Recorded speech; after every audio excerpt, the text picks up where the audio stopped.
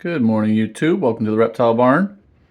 I am just starting the process. I've got a big tub of water here, and I'm working on getting these two little sailfin dragons out into the water so we can do some socializing. As you can see, these are young babies, but they are not super flighty. They're not super scared of me. I just usually don't film this part, but when I'm trying to get them out to put them in the water, it's far, far, far better, in my experience at least, if they come to me rather than chasing them around, grabbing them, restricting them. If I am patient enough, they are curious little guys. And eventually, with just these gentle petting right on the chin, I try not to get over their head where they feel more threatened. Usually, if I don't point a camera right at their face, they will eventually climb out on my hand. And then I can set them down gently into the water. They're very curious. These are captive bred, so they've never been hunted or chased or anything like that. And they're pretty intelligent. They realize, obviously, I'm not trying to kill them, otherwise they'd be freaking out. But I am enormous, so they're still cautious.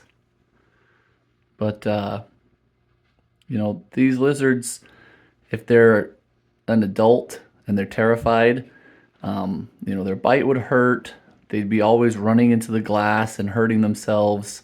So it's just so much better of an experience for the animal and for the keeper if they are used to people. I'm hoping, I'm going to be a little bit more daring and try and slide my finger underneath his body and get him to walk onto me. If not, that's okay. But I think he's gonna. Maybe. Oh, he backed up. That's just fine. So I'm just going to keep being slow and gentle until eventually he comes out. I'm not going to film this whole time because sometimes this process takes 20 minutes or more. But eventually I'll get them both out and I'll show you the next step once they're into the water. All right, guys, it actually only took me about 30 more seconds after I put the phone away. Something about cameras and phones just really scares these guys. They were much, much, much less cautious as soon as I put the phone away.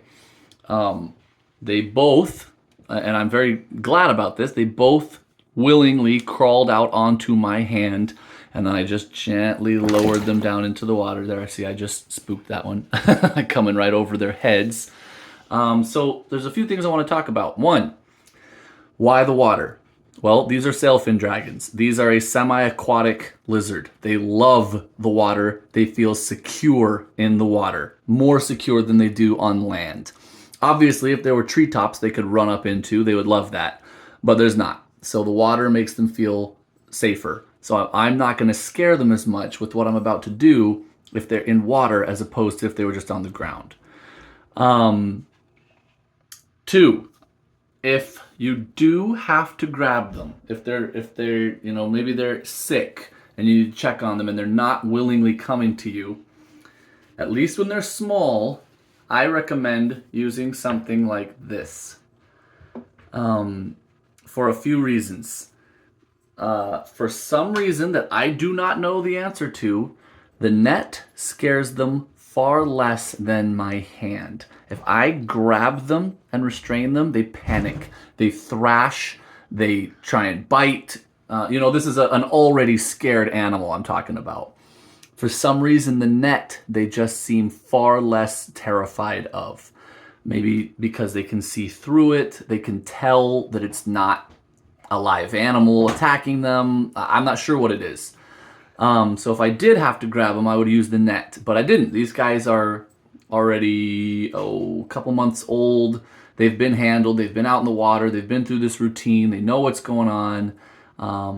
So now the next thing I have to do that's a little bit difficult in this setup is when I approach them to touch them and get them used to my hands some more, I need to try not to come down from above over their body like that. That's what scares. You saw that one, when I moved my hand right there, that one kind of scampered off to the end. Not really in terror, but obviously uncomfortable with something swooping over their head. So it's best to come down to their level, and they're way over at the end of this tub that I can hardly get to, but approach them from their level. Coming up from, and you kind of saw that when they were in their enclosure still, how if I come up and try and rub their chin or just get them used to my hand, they're far more comfortable that way than if I'm swooping down at them.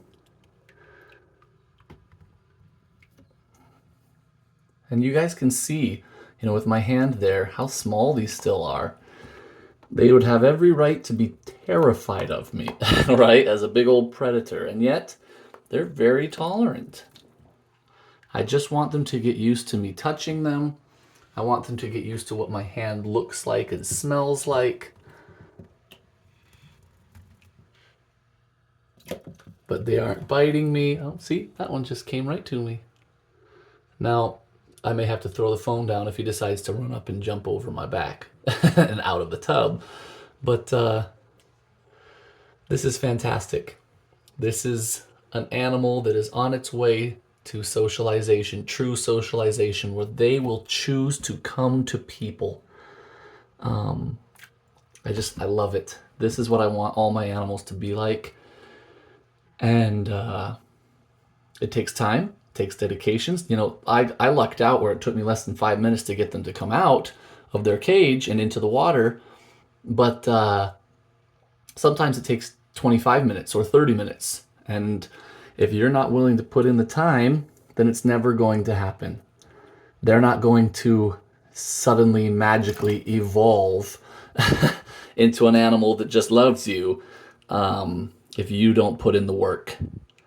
Because again, they have to overcome instinct in order to do this. Their instinct says, I am a potential threat. They should run away, or they should bite, or they should hide. And they have to use these experiences to learn that that is not necessarily the case. And if you don't provide them these experiences, they will never be able to do that. So these just spectacular, beautiful animals that even at this young age are already just becoming so docile and amazing. This is the product of hard work. And it's wonderful work. We love it. In fact, this is one of our top favorite things to do. But it still requires that time commitment. So we actually have 3 young sailfins that we've held back recently that we're raising up. The reason I only have 2 of them out right now is because the third one is from an older clutch and is a lot bigger than them. And I don't like mixing age groups. They seem to keep in groups very well for me, especially as juveniles, if they're all the same size. If there starts to be a large size discrepancy, like if you keep them long enough that the males start to grow faster than the females, we separate them. If one of them just was naturally a little smaller or a little bigger, we separate them. And that's not because they bully each other. We've never seen any signs of that at all, at least in our captive bred Philippine sailfin dragons. However, they will start to hoard the food, and then the size discrepancy gets worse because the little one is getting even less food, and the big ones are hoarding it all. And so we just like to keep them in like-sized groups when we have them. And we have enough cages that, we could keep them all separately completely if we needed to. But we've never had to do that so far. But yeah, so I just will spend the next 20 or 30 minutes gently touching their skin. I want them to be used to my hands. I want them to be used to be getting approached by me. gently scooped up from beneath. But again, I will never close my hand around them like that when I'm doing this. They wouldn't like that one bit, and I don't blame them. Come here, little guys. And you can see this guy, he's avoiding me more than the other one was. He's not quite as confident. But no thrashing, no panic, no hiding. He's just more nervous. And again, I've got the phone out right in their face. This is a extremely high level of tolerance that they're showing, considering I've got this phone that they don't like. And I don't know if it's because the camera part of the phone is a big circle. I've heard people hypothesize that it looks like a big eye. Maybe that's true, but I have big eyes and they're not scared of my face like they are the phone. So I don't know what it is, to be honest. But this is fantastic. Oh, the other reason for the water, if they are to jump, they're not going to hurt themselves. You know, if obviously I'm not going to be holding them feet off the ground, but if they were a couple inches up like this and they jumped onto the ground, probably wouldn't be a problem. But if it's water, it's definitely not a problem. So that's another good reason to use the water. But yeah, just look at these guys. These are pure Philippine sailfins, Hydrosaurus pustulatus. These guys are a couple months old. And if, as these guys grow up and we begin to be able to sex them, some of them are male, those will be for sale. Well, we're looking to hold back more females right now. So a quick rundown of our sailfin collection. We currently have the parents of this clutch that are unrelated. That's Sophie and Salvador. We held back a male a long time ago named Spyro, and he's now full grown pretty much.